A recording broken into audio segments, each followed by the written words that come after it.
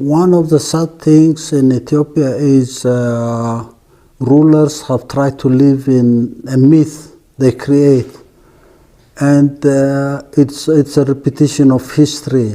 In fact, if you go and look back into the history of the successive regimes in Ethiopia who have lived on myth all the time, it's sometimes 3,000 years of history. It's sometimes an achievement that was never there.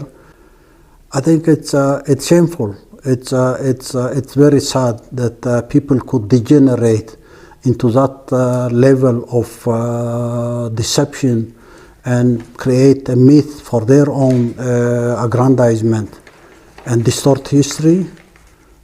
It's dishonesty in the first place.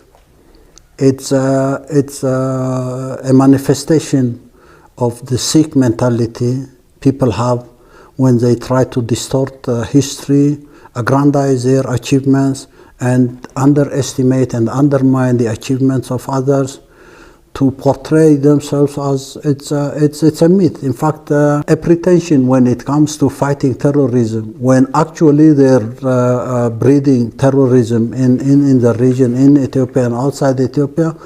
They would brag about fighting terrorism in the region. They would portray themselves as the most powerful nation ever in the history of this region, the Horn of Africa. I mean, you can go on and on and on and talk about what these people are trying to tell generations, and I say it's typical of their nature.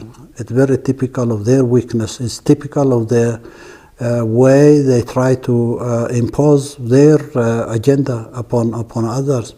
It's based on fiction. It's based on myth. It's shameful to me.